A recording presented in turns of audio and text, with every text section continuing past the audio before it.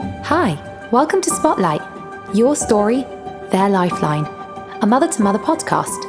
I'm Mimi. And I'm Dobra, and together we are your hosts. In this mother-to-mother podcast, you will meet women sharing their stories of struggle, triumph, and hope. Our aim is to ensure that no woman ever feels alone. Through their brave storytelling, these women become lifelines for others on their own journeys. So join us as we dive into the incredible stories that inspire and empower. Welcome to Spotlight, where your story becomes a lifeline.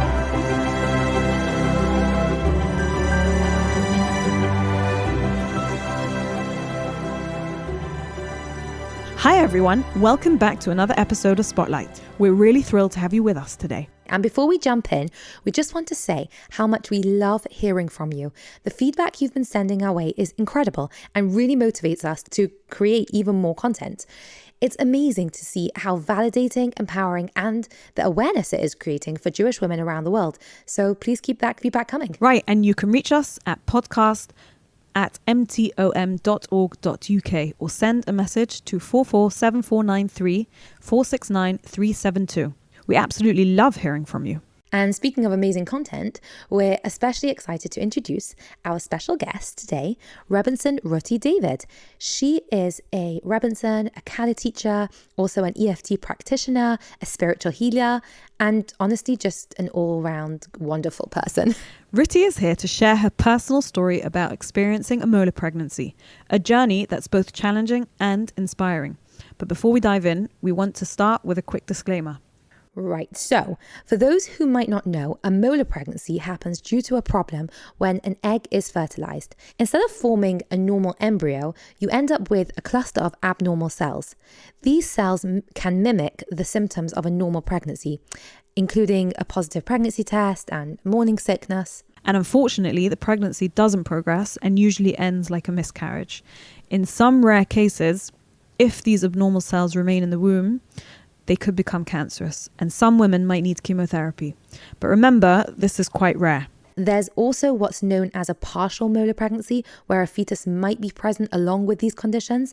And we just want to be clear, this episode is not here to scare anyone, but it's just about raising awareness and supporting those who have been through it. Exactly. Molar pregnancies are not common, and the instances of them becoming cancerous are even less common. So with that said, let's go into Ruty's powerful story. We hope it brings understanding and comfort to those who need it. So welcome, Rebbetzin Ruty David. Hello, can you give us a little introduction about yourself and and then let's dive right in. Okay, so hi everyone, my name is Ruty David. I'm a mum of 6 gorgeous children, Baruch Hashem, and we live in London. And if you can hear, you will hear that I'm from Manchester originally. So can you share with us, when exactly did this pregnancy fit into your timeline of having children? So we had 5 children at home. And then I did have 2 miscarriages. Okay. And then we were pregnant again. And I felt gross, more than gross. And I asked my husband, was I normally like this? I can't remember what he answered me, but I was like, well, it's a good job I don't remember because this is just horrible. I just felt super gross, super sick, super weak, super bloated. Everything was just like enhanced. But you just go along. And you never felt like this in your other pregnancies? No, I never felt like, I don't really remember, but I don't think it was as bad. But I did say to my husband, I don't connect to this baby and I feel really bad. But actually there was no neshama there was no baby. So that's why I wasn't connecting to anything. Wow, you're saying that because there wasn't actually a baby, a soul. There was no soul, Then, wow, that's so interesting. It was so you just didn't actually have mass of tumor stuff. Wow. Which I didn't know about. Yeah. Wow, okay. So then we had Pesach, and we made Pesach, and then I just started feeling more horrible. My brain started becoming fuzzy. How many weeks would you say you were about then? I don't remember, but I do remember by 11 weeks I was meant to have a scan at 12 weeks. So for 11 weeks, we went away to on a Shabbat. My husband was a speaker in Warwickshire. So we all went together and I drove there. And as I arrived there, I said to my husband, I can't drive anymore. Like my head is too fuzzy. I can't concentrate. I can't drive. And I remember just feeling so gross. I just wanted to go to bed. Eventually we went to bed and I got locked out of my room. My husband fell asleep with the children. He put them to sleep. So I was like, wicked, I've got my own room. Oh my goodness. So I I'm lying in bed, feeling a bit gross. There was a funny smell, and I was like, okay, strange. Well, what am I going to do about that? Is that normal for... No, the gynecologists always tell you if you have a funny smelly discharge, then there's something's something wrong. Well, I'm going to call a doctor because something smells. And then I didn't feel great. My stomach hurt me, so I went to the bathroom, and I sort of was like, oh, I just felt like I had a baby. And I was like, funny, it should be so easy. And then I looked, and there was just like blood and something strange. And then I don't know how this like blood was all over the room. I don't know quite what happened. So I banging on the door to wake my husband up because I know you have to be checked. And he is a very deep sleeper. But eventually he woke up and was like, what do I do? He's like, I think we need to go to hospital. So the hand of God was that I was in this hospital, that I was in this hotel, because if I would have been home, he wouldn't have been able to come with me. But he could stay with the children. And then a big lesson I was taught here was my friend Tanya was in the hotel as well. And I knew if she found out that I'd been to hospital overnight by myself, she would be really cross with me. So we actually went to desk, found her room number, and we banged her door down and woke her up. And she came with me, which taught me such a lesson of the timings, and also like your friends are there to help you. Like, don't shy away from it because it's rude. And even more, Hashem only wants to help us. So turn to him. It really taught me a big lesson that. So we got a taxi. But can I just cut you here? You said that you had, unfortunately, 2 miscarriages beforehand, which must have been really difficult in itself. And, you know, I don't know was this pregnancy after the miscarriages? Yes. So you were probably quite looking forward to this pregnancy. And when you saw the blood coming out and all that discharge and everything, were you not worried that I thought I had a miscarriage? You thought you had another miscarriage? Yeah, but there was, I don't know if it was like a placenta looking thing. There was something strange. A blood clot? It wasn't a clot. I have no clots. It wasn't a clot. Okay. So what was the difference between with a miscarriage? Miscarriage, it was so early on, it would just look like a missed period. Oh, I see. For me, but this one was just like... For you personally, you know your body. Right. Yeah. Right. You know your body, and you know that for you, that this was different. But I didn't clock because I just thought, okay, so it's a later miscarriage. Okay. Your other 2 were earlier. It was like literally like a missed period. It was like nothing. Okay. Yeah. Right. So we went. So I had to ask. We asked the front desk for some pads. Oh gosh. The guy at the desk was a bit like, hello, but they didn't have any. Anyway, went to hospital on Shabbos, and I was seen. And then the guy felt so bad to tell me I had a miscarriage, and I turned to Tanya. I was like, I don't care. Get it out of me. I feel disgusting. I don't care. I don't want it in me. I'm done. Wow. So then I had a scan, and she was like, I think you've got a suspected molar pregnancy. I did not know what she was talking about. My brain was fuzzy. I didn't really care. I was like, get me back. My poor husband was worrying because he didn't know where I was, and he did not know what was going on. So eventually I came back to the hotel, and it was quite emotional. They just discharged you? I said to me, no, go when you get back to London, go to your gynecologist. Go to the early gynae unit, and because you need to be seen too. Right. Okay, so again, I didn't know what was going on. Came back to the hotel. The kids were super happy. They'd been playing in the games room. They were, thank Hashem, they were all sorted out. We came home. I remember calling my friend who's a midwife. I was like, do I really need to go to like be checked out? And she was like, go. So I went to A&E. You thought everything had just come out, and I didn't have a clue. Yeah, didn't have a clue. Right. I think I even they told me to go to A&E. Maybe I'm not sure. Because usually after a miscarriage, then you need to be checked. You need to be checked. But I said, how urgent is it? Like, do I really need to like? Right. I just was not feeling great. Right, but obviously anyone listening to this, then yes, yeah, no. So you need to be checked out. That's how I need to go on Shabbos to be checked out, because I knew you have to go and have a scan. But did the symptoms go away those few days later? No, because so it's whatever came those out. Sickness. No, I still felt gross and I still felt fuzzy. So basically what happens is when you're pregnant, everything doubles to create the fetus. Everything obviously checked. I'm not a doctor, but it quadruples. So everything was enhanced. It was like pregnancy on steroids. God. So super high HG levels. It just goes up really fast. So eventually I did go to the early gynae unit and they gave me a D&C. So I had that. Came home. And I still didn't know what was going on, but I had to be monitored by Charing Cross, which is the specialist unit for molar pregnancy. So I have to send them off samples, and I can't remember how often. I thought I was fine. I was picking up. I was getting better. At that point, then they told you that you probably they suspect a molar pregnancy. No, that was a molar pregnancy. So they confirmed that you had a molar pregnancy, and they did a D&C. They did a D&C and took it all out. And then yes. Did you know then what a molar pregnancy was? Still didn't know what was going on. Did you check it up? I can't remember. My brain was not functioning. Oh, interesting. So one of the symptoms of a molar pregnancy is that your brain... So I don't know if everyone, but me, I was just fuzzy. Like Really I wasn't like focused. I couldn't drive anymore. I couldn't focus. I know somebody that's had a molar pregnancy and she had the same symptom. Again, I don't know if it's for everyone, I don't know. but she found that her brain was incredibly fuzzy and Yes. just, is that a word? Fuzzy? That like, It just wasn't working. It is now a word. thank you. New word in Oxford Dictionary. Yeah, she had the same thing. So obviously we don't know if it's going to, if it can happen to anyone, but you know, that is a symptom. So you wouldn't even check it up. I didn't know. I didn't know what was going on. Wow. And then Shavuos came around and I was cooking and I was doing, I think I left it to last minute because I think I was telling you I was feeling better and it was a 3-day Yom Tov. So I went shopping and I bought beer for my nephew and I was schlepping stuff. I was wearing a white skirt, remember, and I came home and I just was standing in the kitchen. I said to my husband, I feel really wet. I went to the bathroom and there was lots of blood and I didn't know what was going on. So I called the early gynae unit and I said, look, is it urgent? Because I'll come in. Because they're not a specialist team in this area, they didn't really understand fully what was going on.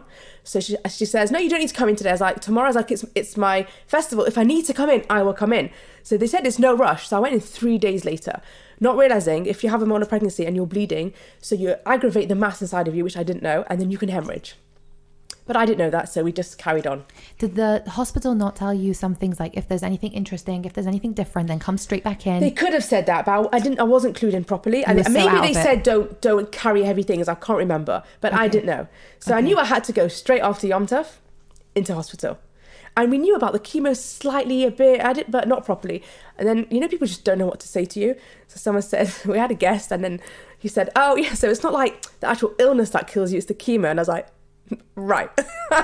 Well, you told them that you have... I just said to him, I don't know, we were saying like I have to go into hospital and some people have, again, I don't know what I was saying, but some people have to have chemotherapy and whatever, and this is what's going on in our life. And he just didn't know what to say. So he was like, it's not the illness that kills people, it's the chemo. And I was like, thanks. I knew it's because he didn't know what to say. You're basically going to say that I'm going to die. Thanks for that. You can come back anytime. That was funny. Oh my gosh. So the next day we go to the hospital. I had all the checks and the doctor's, he's like, who did your DNC? You need another one. And he got super annoyed. And then I get a phone call from Charing Cross telling me... Can I interrupt there? I just want to ask you, after your first DNC, they sent you away and you thought that would be it? Or... No, and I was monitored. So I had to send like a blood sample and urine samples to Charing Cross Hospital because they are the specialist unit for molar pregnancy. And how long would that process go on for? And then if they notice your HCG is picking up, then they'll call you. I see. Which is hormone level. Which is the hormone level when you're pregnant. So in this whole confusion in Royal Free, then we get a phone call from Charing Cross saying, pack your bags now, don't carry anything, and come straight to the oncology unit in Charing Cross. I was like, what? Didn't know what was going on. So we go home, start packing up the stuff, and then they call me, are you coming? Are you coming? I was like, I think they call me twice if I'm coming. I was like, why are they like, what is going on? Didn't know what's going on. Anyway, we go there. We sit there, again, we don't know what's going on. And a whole meeting, they call us into a room and loads of doctors and they're like, it's not cancer, but you've got a tumour in your uterus. And I was like, what? Again, my brain I didn't know what was going on. I'm on oncology, so I'm like, not cancer, but it was just really confusing. And my hormone level, when you're not pregnant, your HCG level is meant to be 4. So I was on like 100, I was on 110,000 when I went in, and the week before was half less. 61,000, so it jumped in 1 week quite high, so it was super high, and that's why my brain was still really fuzzy. Right. So I did not know what was going on. They tried to explain things to us. They gave me another scan. I had straight away an x-ray because if it leaves your uterus and goes to your lungs or your brain, then that's called cancer, but once it's contained, they don't call it cancer. Thank Hashem, because if they would have told me I had cancer, that would have just taken another whole turn. So you treated exactly the same. It was horrible. You're on oncology, but thank God they didn't call it cancer. Can I pause you there? So were you with your husband at that point? It was my husband at that point. You were with your husband and they just told you about to have chemotherapy. So to start, so they've done my scan, they've done everything, and I just didn't know what was going on. And thank God I got my own private room. Thank God, because normally in a room with all the women and the men are in their own oncology ward. But Min Hashemayim, thank Hashem, I had my own room, so I was really blessed to have that. And then my husband had to leave. Wow. I was like, you're joking me. And then I just started crying. I was like, he's leaving, I'm about to have chemo. I was so scared. And then when the really nice nurse came in and she gave me this injection, methotrexate, it actually wasn't that bad. And I was more scared for the thought of it than what actually happened. Right. So that was an interesting concept for me. And now looking back, the methotrexate was a joke. Like, it was one injection. I had to have, I think, every 2 weeks. And it's very, very, very low dose of chemotherapy. Don't really have side effects. But obviously, I didn't know any difference. So when you don't know, you just think that's the worst. Yeah. So at that point, then... So that night, I was having chemo. That was the worst thing. I was alone. Oh, that's so difficult. And then I started bleeding in the night, and I just wasn't sure. So I like got up to call the nurse, and she's like, "Get back into bed. What are you thinking?" In a nice way. I didn't have a clue what was going on. So she had to sort me out. What is it that you were always So it's bleeding? a tumour in your uterus, and when you aggravate it and you move around, because when you pick things up, you like put, I think, pressure on your uterus and whatever. So I don't know. So I was just bleeding. It wasn't the tumour actually coming out. No, it was aggravated. I don't know. Ask your local doctor. Guy Google, I don't know. But, Guy I don't Google, know. did you just say? Yeah. Ask Rabbi Google. I don't know. So I had to be on bed rest. And they anyway keep you in for a week to see how the chemo's going with you. And then you have like 100 medicine tablets to like counteract the side effects and counteract those side effects of what's going on. And so after a week, I get sent home to be monitored with a whole like timetable of medicine. And I go home, and it was actually very scary to leave the hospital to go home because you're in a cocoon there. But once you go home, you don't know what's going on. So I actually was crying. It was it was hard for me to go home. But again, when I was in hospital for a week, it didn't bother me. My brain was so frazzled. Like I wasn't bored. Like I was just in my own little world. So in a way, that was like a blessing because you were just literally in your own world. You didn't have time to. You didn't think. You didn't. No, I just stayed in my pajamas. You just hospital pajamas, and that was it. Went through it. Yeah, my bedding changed every day. I had food brought to me. But actually, before this, I said to my husband, I really need a holiday. And then I had a week with room service and food brought to me. And after that week, I said, Hashem, no, I didn't mean that type of holiday. Then I said to my husband, no, now I really need a holiday. And then I went back into hospital. So it really taught me our words are so powerful. So can you imagine if we speak positive, how powerful our words are going to be? I think asking for a holiday is pretty positive. But be specific. Take that out. Right. It was a holiday. I need a beach holiday. I didn't holiday, have to do a thing. I didn't do anything. I just had to be. Went home, was quite shaky. And then I don't know what happened. It was all a blur, but kept bleeding, kept coming back into hospital. Middle of the night, would wake up with blood, zoom into hospital, go to A&E. Again, I not realised that I shouldn't be walking. So I was walking around A&E, and then when I got back to the ward, she's like, "Sit down now, what are you doing?" And I was like, "What do you mean?" I just didn't get it. So that was just on and off the whole time of bleeding, bed rest, not allowed out of bed. And when the blood settled, I had a privilege. The nurse told me that I was allowed to go to the bathroom. She goes, "Today you have a privilege, Rose. My name is Rose Ruth. You can go to the toilet." I was like, "Thank you so much." So on and off the whole time of this bleeding, still not really knowing what was going on. Yeah. I don't know, my brain just didn't register. Or I didn't want to register, I don't really know. People were davening for me. I did actually send my name out to people because I was like, I need to fill us because I don't know what's going on. And yeah, so, but then we did call like Mars and the... Wait, just to pause you there. So you were happy for people to know about it? Yes, because I was like, I need support and I need help. Wow, that's amazing. My poor husband was on his own with all the children. Yeah. People offered to send meals, but we weren't sure in the beginning, and then we took the meals. And then there's the sandwich gemach, which very kindly send you sandwiches. And I was like, oh wow, a sandwich gemach. Amazing. And I was like, well, we don't need that. And then after a bit, I'm like, my husband's like, no, we do. Yeah. So what's so amazing with the Jewish community, when you have a gemach, you don't feel bad because that's what they're set up for. Right. Otherwise, if people offer to make sandwiches every day, like, no. Right. And then we learned pretty quickly on, like, our role in this was to learn to receive. And you have to receive graciously, because if you're going to fight it, it's not going to work. So we got meals sent in, we had the sandwich gemachs dropping off. My kids loved it, they felt so special. They got like a sticker, smiley face sticker on the bag, and a school bar, and they really, so thank you to the sandwich gemach. At that point, then you were bedridden? Mainly I was bedridden. I couldn't pick up my children, I couldn't hold anything, couldn't pick up anything, couldn't cook, couldn't do anything, just was in bed. You were just in bed? You couldn't walk around? I was meant to do the least possible walking around. Mm-hmm. So I was in and out of hospital, and then I was in and out of also going to have my bloods checked, so going to Royal Free or wherever, Barnet, or wherever I could. Mm. And they were just trying to figure out at this point what was going on? So I was having chemo, and they hope it would go down. Right. But my body was quite stubborn and determined to hold on to something in my body. So I started with that. And then I kept bleeding. So then they're like, okay, you might have to have this operation and uterine embolization to like reduce the blood flow to your arteries, but we don't want to do it because it's really painful recovery. So they kept like waiting to see if I was going to have this, which was also confusing. And then they had to have blood clots coming out, back on bed rest, back on taking methotrexate with tranexamic acid to slow the bleeding down. Wow. And that's just how it was. And then in between this, then it was our daughter's Siddur party or Chumash something, and she really wanted me to go. Yeah. So I went in the morning, I did whatever I had to do. A taxi, my husband was running late. There was too much traffic, so a taxi picked me up right from outside the hospital. I had to lie flat, went to the... I'm just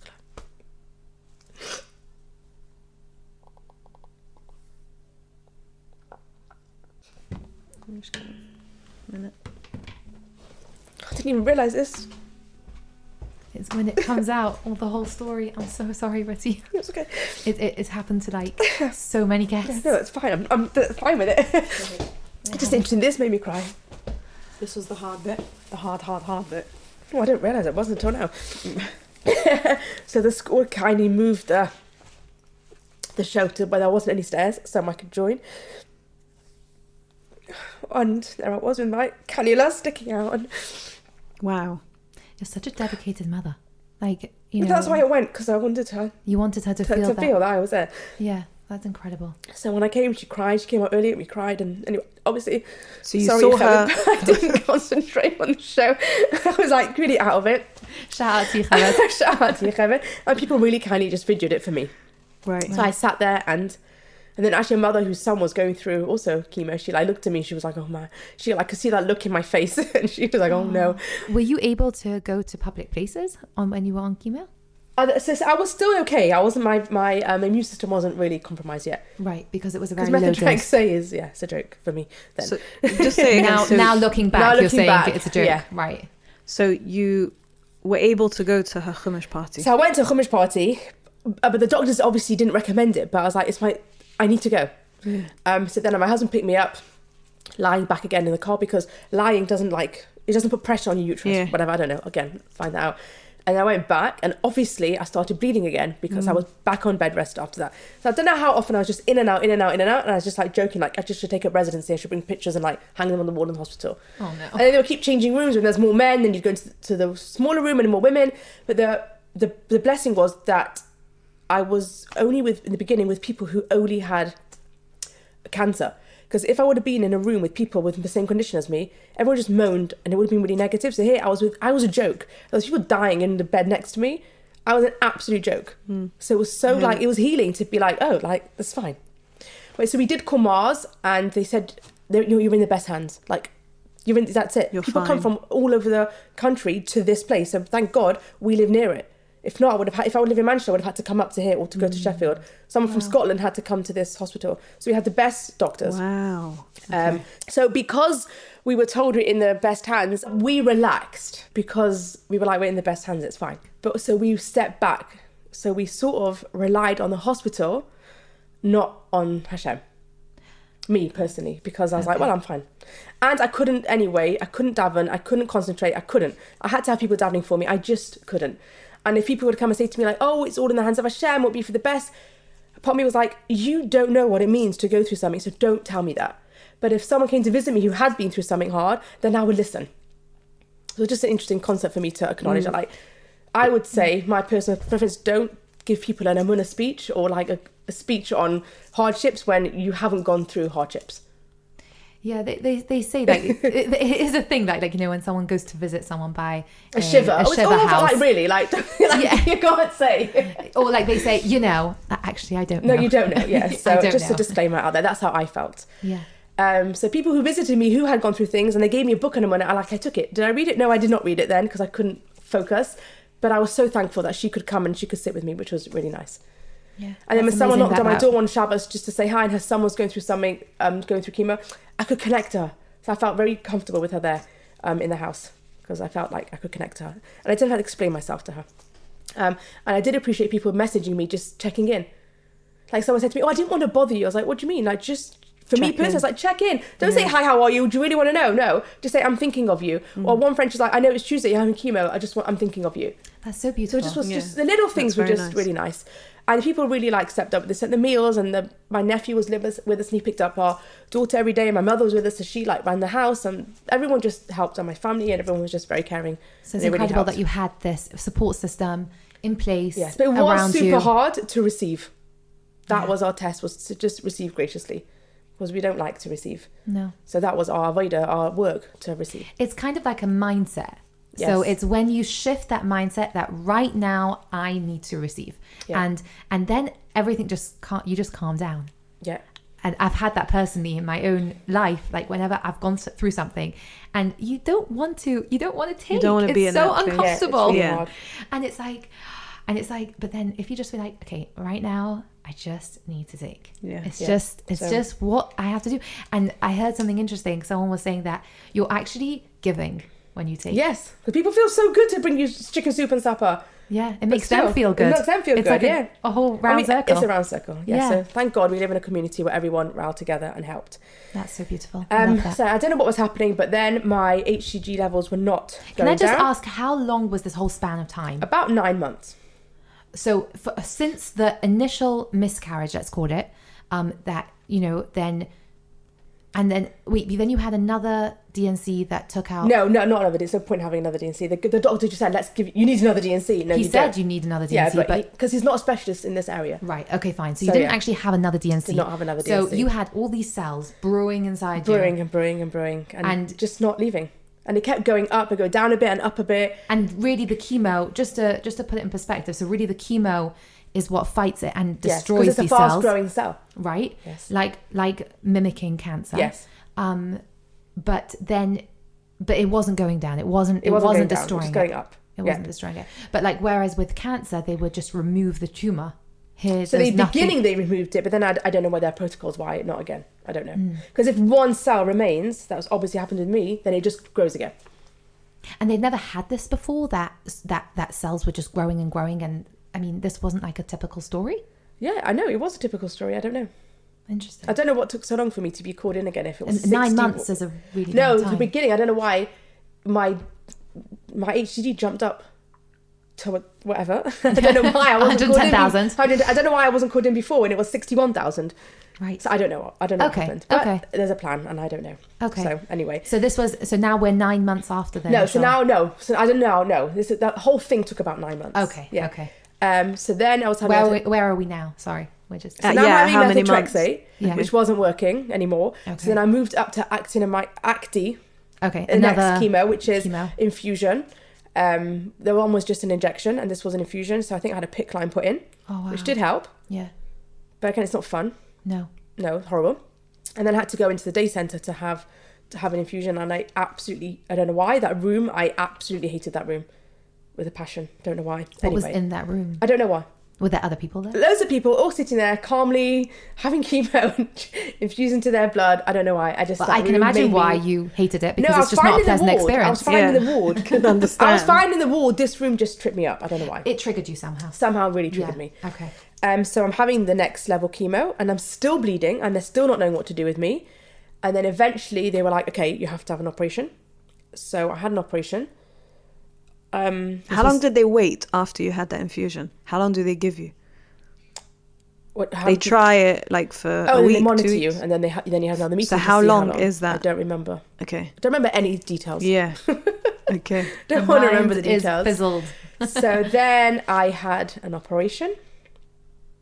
This was the operation that they didn't want to give you. This was the operation where, they didn't want to give me because it's, they were waiting painful, to see. It was really painful. Okay. So then I had to go in. You're awake, and they have like a X-ray over your uterus area, and then they put little balls into your arteries that feed the main blood, I think. Well, again, check it out, to slow down the blood flow to the uterus. Wow. And then the recovery is horrendous. So I was pumped with drugs. And I keep pumping these drugs. And I'm feeling disgusting, and I'm feeling horrible, crying, didn't want to get out of bed, didn't want to move. But if you don't move, you don't recover. You've got to drink, and you've got to get to the toilet, and whatever. It was horrible. Anyway, so then after the operation, I didn't realise that I was high on drugs. And then I said to my husband, give me my phone. And I started texting my siblings, thank you so much for everything. I feel so loved. And I went, what's wrong with me? I was like, am I high? And then I realised that I was high. Oh my Now, why am I goodness. telling you this part of the story is because Rosh Hashanah time, I was listening to Sheba Wallerstein, Zecher Tzaddik Livracha, and he said, write a letter to all your family to thank them for everything that they do. So this lecture by Rabbi Wallerstein gave you this idea, right? Yeah. So I had lots of time on my hands. So I sat down and I wrote everyone, my in-laws, my siblings, my parents, my children, everyone their own personal letter to thank them. Wow. And it made me cry and feel so loved. The same feeling that I had when I was high on drugs, I had experiencing love for people. And that to me was a big eye-opener. So in a way, this was like kind of your healing. It was healing. It was like writing a journal. It was like it was kind of like a therapy session. Well, I felt blessed. I took a step back and realised like how blessed I am to have all these people in my life. Wow. But to me, the biggest eye-opener was, well, I felt high on drugs and felt love, but this is what I felt just by taking half an hour to an hour out to write people letters really, really put me on a high. Oh, you're saying that. The same feeling. The same feelings. That's what I was saying. It's the same feeling on high on drugs. Yeah. And high from love. That's amazing. Which to me blew my mind. That is amazing. And through all this, my husband was having to do everything. Yeah. And so then someone's like, you need to go to therapy. So he tried to arrange for us to go to high cancer, but it was a confusion because it wasn't cancer. So then we went to Ghana, and then I got to Ghana and I was like, why are we here? I've got children. I was just so annoyed. I just was annoyed. And then I did get seen by high cancer, which was very helpful. Like the woman came to the room and I was like, my hair's going to fall out. And I just cried and I knew she could not up to my hair falling out yet, but it just was very supportive for me, the high cancer, and they helped the children. But then I did turn to my husband and I was like, everyone's focusing on me, but really I'm being looked after. You're the one who's like having to like stay strong for everyone. Like maybe you should just like go speak to a friend, because he went for the therapy and he didn't connect to it. So he actually did call a friend to speak to, but it was quite male, not judging males, and they were just trying to like not talk about the topic. So it didn't help. So he said again, no, I actually need to just speak to you and cry. So then he did go again, and just to have that support, which was very helpful. I love how that you had that. You obviously did have a little bit. A bit of a head. A bit of a head at that time. And I asked him permission before to say this. No, but I love how you took that time to think about your husband, and when really you were going through such a difficult time and you could just be sad and just think about yourself. So that's really special. Thanks. I didn't want to think about myself. I didn't realise I was in freeze mode. We'll be right back to this episode. Hi, I'm Danielle. And I'm Aviva, and we are the founders of Mother to Mother, an organisation that supports and empowers women on their motherhood journeys. We offer a wide range of services to make sure that every mother can thrive, from emotional support services to mother and baby groups, practical help, health information, community kitchen, and more. Mother to Mother builds communities of women to support each other. By tuning into our podcast, you have joined the Mother to Mother family today. Welcome, and enjoy the rest of this episode. I kept saying to my husband, like, I'm fine. He's like, you're not. I'm like, yeah, I am. I was like, I'm fine. Hashem will take care of me. I'm fine. But now I actually know that's not healthy. Hashem will take care of me, but I have to do my process to open that being taken care of. Right. So then I went up to the next level. And then we had our son's bar mitzvah. So I asked them if I can postpone a bit. So I sort of felt okay. And you wouldn't have known by the bar mitzvah. Really? Yeah. So I just plodded along as normal. And then obviously the day later, I think I had to go back in for more. Only directly after the chemo you felt not good? Yes, and then it will take me, and I would heal, and then I'll go back again. Okay. And how long in between each process of chemo? So I can't remember always, but I think this one might have been 2 weeks now, but I don't remember. Can't remember. So you quickly shoved in a bar mitzvah. So we had a bar mitzvah, which was really nice. Everyone came. It was really nice. And then the next day, back into hospital. You obviously had like a lot of guests coming to the bar mitzvah. Guests. It was so much fun. It was great. Oh, so it was a positive, happy. It was positive. Experience. I didn't do anything. We were going to do all ourselves, and then we were like, no, we can't do that. So we just got it catered and out of our hands. Have you enjoyed seeing all the family? It was really nice. It was such perfect timing. Thank you, Hashem. It was really nice. And then it got to a point where they were like, the next level of chemo is not working for you. And again, I don't know where this conversation was, but should we do a hysterectomy? And then, but if you have a hysterectomy to have your womb removed, you still have to have chemo after. So I was like, why would I do that and then still have chemo? Right. So we discussed it, and they were like, no, I'm not gonna go for that. And actually someone very kind, because I had sent out a message saying, please dive in for me because I don't know what's going on. And someone saw the message and called me because you don't know who I am. I don't actually know who she is. I had hysterectomy now. I want to talk it through with you. So we just actually traded war stories, and it was just really nice. It was so nice of her. And then Enza's like, oh my gosh, like, your story's horrendous. Like, oh, mine's a joke. She goes, yours is horrendous. Mine's a sort of, and it made us feel like, you can deal with your own package sort of thing. And it was very nice of her to like come forward and call me. Very nice so thank you shout out to who you are. sorry, I'm not interrupting you again, but I love how you reached out for help and how everyone responded, and you just literally had like a blanket around you. Yeah, it was great because I couldn't support myself. I didn't know what that meant. I didn't know anything. And during this time, I was actually training with an intimacy therapist. Okay. And we had to do journaling about how we react to certain things emotionally. So it was either freeze, fight, or flight. And that's when I went, oh, I'm just in freeze mode, and that's okay. Because I couldn't cope with what it was just too big for me. With that information of you might have to have your womb removed, how is that for you and your husband? Again, I was a bit like, what are you talking about? I didn't know what was going on. I was a bit like, so we had the discussion with a consultant, and they were like, no, I'm not.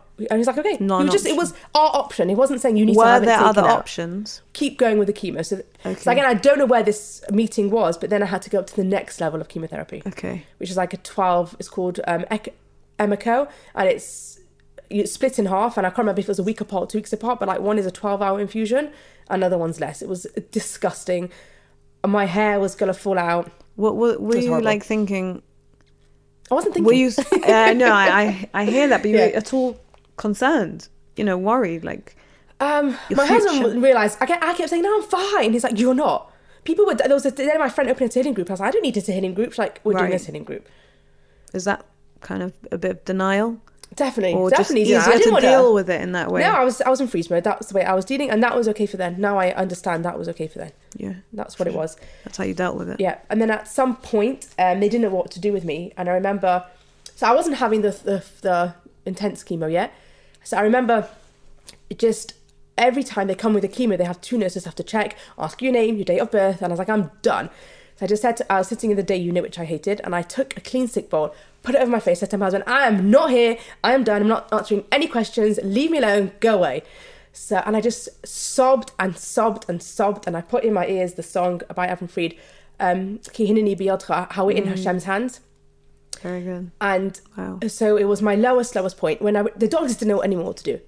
And that's when I realised, no, you're in Hashem's hands. So my lowest point actually turned into my most highest point when I realised just rely on Hashem and turn to Hashem. So it was that was very interesting for me to be so low and yet come up so high. Mm. So as I'm not talking to my husband, because I was not talking to anyone, so I messaged him and I said, we need to do his bodiless. We need to connect Hashem through good times. Because why am I connecting on oncology? Why am I not connecting to my blessings? So he was like, what? Anyway, so that was my realization to start connecting through your good. So the song, which is talking about how you are in God's hands, is what made you realize that you need him. And that through this journey, you were not relying on God. And when you say spoilers, that means talking to God, like having a conversation and connecting with him. It's very interesting.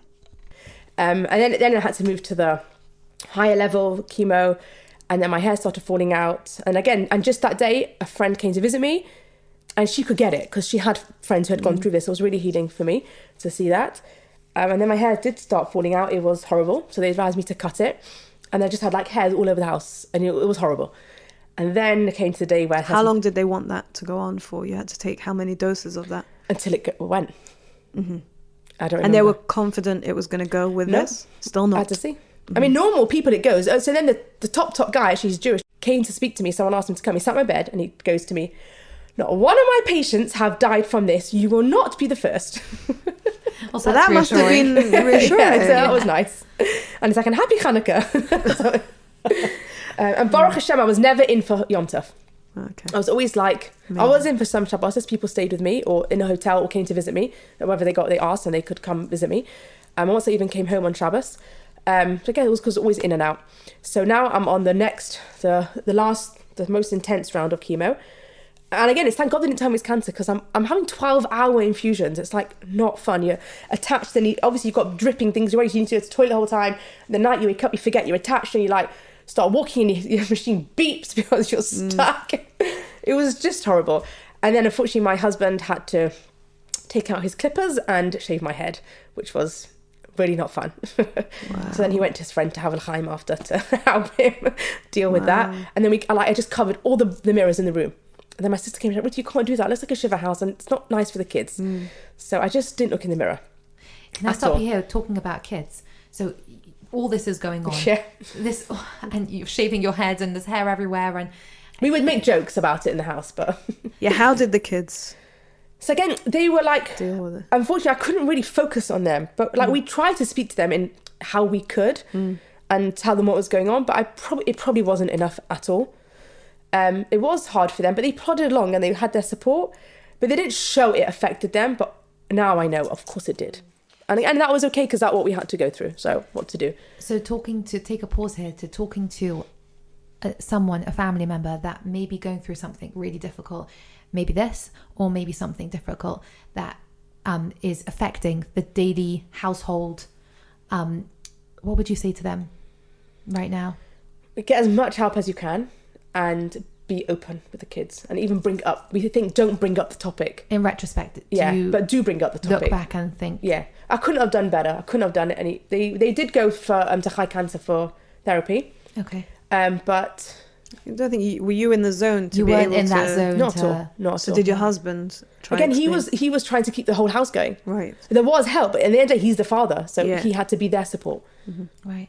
Wow. And the kids would go to bed late, and it was just like hectic. Bad again. But they just had to do it. That's just at that point. And then that's Shabbos, they would go was eat the out. new So people normal. always invited them out, and they had to go eat out. Sometimes I was with them, sometimes I wasn't. No one knew. Like I was home, and that night I'd go back in. So like it was just really uncertain. Unsettling. But a lot of children sometimes feel like, oh, maybe it's my fault that mummy's not well. So to really have an open conversation and even bring it up. We always think don't bring up. I would advise, especially now in my profession, do bring up if it's a safe environment. Did you have any children that maybe reacted? They all seem to get on with it, and maybe they were in freeze mode too. I'm not sure. That But like, really could be. yeah, it was hard for my youngest because I couldn't pick her up, and I couldn't. How old was youngest? She at the was time? like 2, Wow. so it was really hard for her. Yeah. Yeah, so we do speak about it now and do stuff like that. Yeah. So then I'm having the stronger chemo. So you just shaved your hair. Shave my head, that was Wow, horrible. that's so And you wouldn't think it difficult. would be like so bad, but like your hair's actually your crowning glory. It is. I did not look nice at all. My face was that, that look when people have chemo, and I didn't put makeup on so much because I just felt gross, and I didn't put shades on even. I was just itchy. It was just gross. It was just horrible. So I looked not very nice, but what to do? Like if people would Self-care see me, I wasn't would a warn thing. them. I was like, I want you to know that I don't get shocked. Like Right. I don't look great. Right. Right. Self-care wasn't a thing at that time. Not so much, no. And people like actually sent me, people are really kind, like people who've gone through things new, like people sent me like a whole bag of self-care stuff, and people sent kids the whole box of presents, like Santa came to the house, like because they knew what it meant. And people sent me It's Shabbat Hanukkah. stuff, and I had like people who knew. It was really nice. Wow.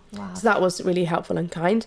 It's amazing that you had that support. Yeah. It really is. It just feels like it's such like a roller coaster of logistics and everything. But with it, I know that you said that you were just in such your mind was just so fuzzy, as we say.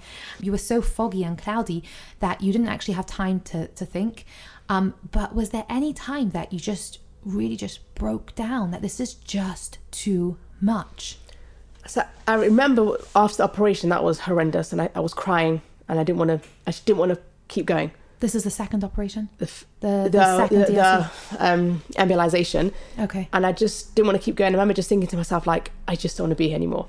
And I realised now, like, it was just, what that was it's just too much for me. I don't actually know where to put myself. So I just wanted to really be removed from the situation. That was your way of saying That was it. my way of saying it. And Yeah. it was horrible. That's such a low point. Yeah, it was horrible. And then we were on the stronger chemo, and then I remember at some point, actually, I'm going to backtrack a bit, but I had to keep going to have blood tests. And it was really hard for me to go do it because I had to walk, and my box wouldn't fit in the chute that shoots the blood up in the hospital, so I had to go and take it to the place, and I'm not going to be walking. So, whatever. So I just had to do that, and then they lost. You went by yourself? Sometimes I had to go by myself. Okay. I said to my husband, like, I can do it. I'm fine. Okay. He took off work the whole time. He was amazing. Sometimes like, I just want to do this alone. I can do this. So did minimal what I had to do. And that made you feel good? Yes. At the end of the day. That Yes. was your self-care, let's just say. Yes, to just be Helped and you. have time out. Yeah. And then they actually lost my bloods, and I was so annoyed because it was really hard. I had to redo it. Thank God they lost my bloods. It was right before, I think, the bar mitzvah, and it went down to 5. Healed is 4. If I would have known they'd gone down to 5 because the next bloods went up to 21, I would have been shattered and broken. So in retrospect, I was so annoyed that they lost my bloods, but thank God they lost my bloods because that would have just killed me. Why wouldn't you have been happy that they went down to 5? Because I would have thought, oh, that's it, 5, I'm nearly better. Right. And then it went back up to 21. Okay, fine. And I would have thought, oh my gosh, I'm nearly done. Right. So how did they know that it went down to 5? So then they eventually found it. So thank God I did not know, because I was so annoyed that they lost those bloods. Like, do you know what it takes for me to have these bloods? So even when it goes down to get better, it has to be 4. For how long till they know that it's actually... It goes down to 4, and that's when you're not pregnant. Yeah. Well, I wasn't pregnant, but the hormones thought, my body thought whatever it was. And then you have to have still 3 rounds of chemo after, of the intense chemo. And then you're clear. And then they'll check you again, and then you're clear, and then I'm still being checked. Right. You're still being checked. Is this like a constant... So it used to be constant, and now it's for 10 years. Okay. But then I actually got a phone call from the unit, and I was like to my husband, why did I just get a missed call from Charing Cross? This was when I was better. And then I went, 1 sec, are we pregnant? And that's how I knew we were pregnant with our baby now, Nissim, who's 2 years old. So the hospital informed me. Yes. That's so nice. So having chemo, and then eventually it shifted. People were davening. People went to Reb Chaim to get a brach of me. People were at a kiva in the country, and they all davened for me. It was just, everyone was really banded together to daven for me, because obviously we couldn't do that at the time. So just for those who are not familiar, people went to different great rabbis to get blessings for your recovery, which is really, really beautiful. It was really nice. And then over Hanukkah holiday, I think, I was home by myself and I just called the number to get my results. And she goes, oh, it's 4. I was like, what? I was like, I'm better. She's like, yeah. And I just like burst out crying. Aww. And then I called my husband. He took the kids ice skating. He was like, what? I'm like sobbing on the phone. And that moment, Hashem sent my friend to knock on the door. And she just came to say hi. Just at that moment when I needed her. And I just like fell into arms and cried. It was so unbelievable. So that was just, and then... Gosh, what a relief. What a relief that was. What but I still had to have chemo. And then Corona hit. And thank God I was finished by Corona, because I was already taking immunosuppressants, I think it's called, injections. My immune system was low, so I was already like sanitizing and not touching people. Because if I would have had it during Corona, I would have had to go by myself to the hospital. Less support. And no one would have been able to help me. Yeah. So, we were in isolation by all the beginning of, we didn't go out because of my, because I didn't want to get ill. Yeah. Right. But thank God I wasn't going through it through Corona, because that would be Did it ever go up again? Or no, thank God. Oh, well, after... Yeah, like after you got that full. No, so then I'm keeping monitored. And then after baby again, and I had a really early scans on blood tests to make sure it was okay. Yeah. Why, once you've had a baby, I don't understand how scientifically cells can still be there, even once you've had another baby. Because they're worried that it will happen again. But you've had the baby, you've had the pregnancy. Yes, they just keep, I don't know, they just keep checking you. That doesn't come back. Going into another pregnancy, was that not a bit traumatic, scary? So, good question. So when I wasn't well, we were working for JF, and they did a Shabbaton in the Grove, so we were there. And I said to everyone, like, don't ask me how I am, don't speak about it, just treat me normally. I was feeling gross. So I was there for that Shabbaton, I just wasn't feeling good. And they brought over a spiritual healer, for everyone to go and speak to. So I went to speak to her and I just went, what does Hashem want from me? And she did a session with me, and I left the room on an absolute high. And I started dancing. They was doing dancing that night, and someone goes to me, that was my highlight of the whole Shabbos, was seeing you dance. So after about a year, when you could become pregnant again, so I called her to discuss it with us from a spiritual level, from what she had told me in the previous session. And she also said to me, like, it was in your uterus. She goes, that is your creative area. She goes, what were you not doing in your life? Like, what's the message for you? So she really like opened my eyes to a whole new world. So I called her after a year to discuss getting pregnant again. And so we did a whole session. And she goes, okay, we were like, okay, you ready? So I come home, like, said to my husband, I'm ready. And he goes, well, I'm not. I don't want to keep that in or not, but. And so I did a session with her, and then I actually started training with her to become a spiritual healer. And then she encouraged me to pick up my training that I had stopped to be an EFT practitioner. So being ill actually pushed me to get to know myself, my strengths, and to use them. So I'm actually thankful for that, what happened to me, even though it was horrendous, because it pushed me to be my best creative self, which I wouldn't have done. Wow. So when I was pregnant, I was so in tune emotionally and intuitively with myself that I knew it was fine. That's amazing that it worked for you, that this is what they gave you. So now I am trained in this, I'm a practitioner, and I help myself the whole time, and my family and other people.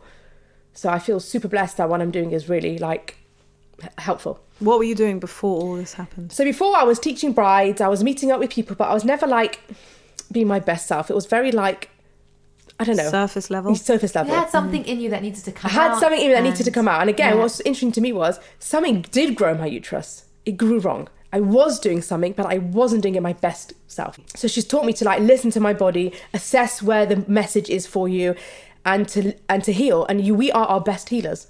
So it's all through like, some of it's through meditation, some of it's if you heard of tapping, but you heal yourself. I just push you along. I'm just Hashem's messenger, but like you take charge and you feel empowered that you've healed. And it's been unbelievable. So I'm super blessed that it's a funny thing to say, but now, that happened to be able to come to this point today.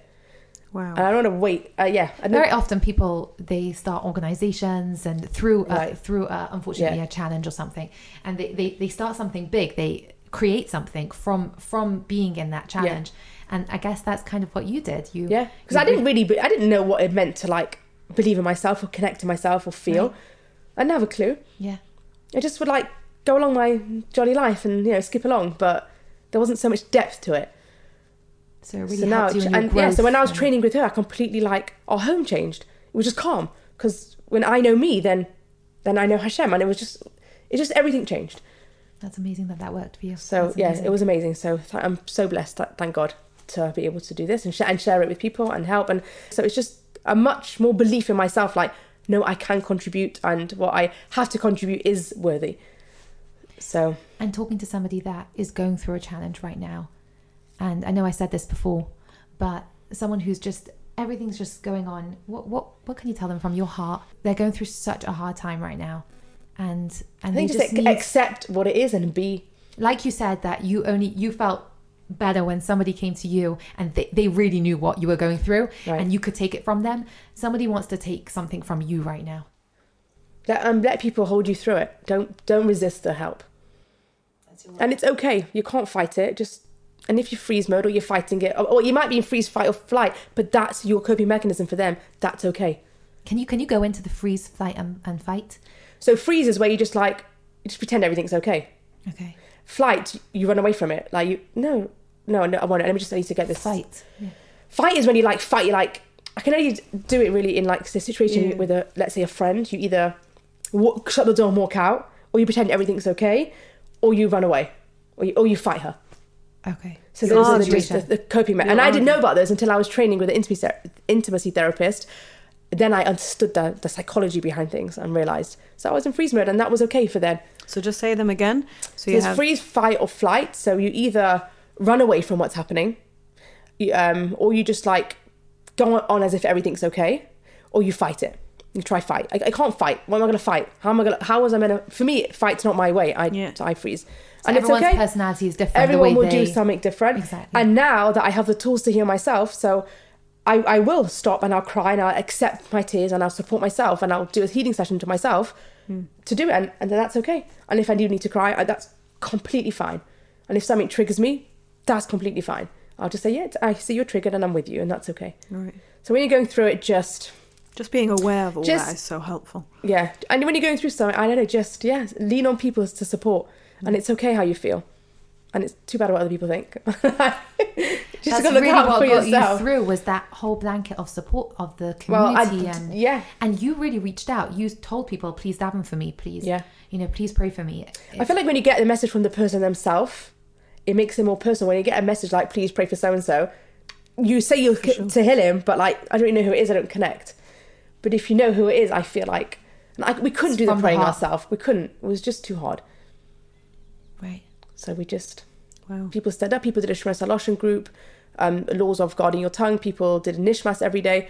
Oh, actually, one day I wanted to join the nishmas to say it with them, and it just happened that day that the train stopped, and I had to change trains. I was going by train to the hospital, and I managed to stop at that time, take time out, the time that everyone was saying it together, which was just, to me, was really a hug, which was really nice. Wow. Rebbetzin Ruty, so thank you so much. Thank you so much. So thank you. It's an honour to be here, and you went through such a challenging journey, and so only now I can say yes, it was. Before I'd say no, it was fine. Right. At that time, you were on. It was okay. It was a joke. It was fine. It just sailed through. No. Yeah, now unbelievable you're- how you're able to share it like that as well. And I'm sure. But I help a can lot of only people. share it because I trained to be more confident in myself. If not, I actually couldn't. I wouldn't have been able to do this. Right. If not. Amazing. So thank you. Unbelievable. Thanks for having me. Thank you for listening to this episode. If you have been affected by any of the issues we discussed, please reach out for support. Please contact us at podcasts@mtom.org.uk. Do you have a story to share? Be in touch if you'd also like to be a lifeline for others by sharing and empowering women across the world. Podcasts@mtom.org.uk.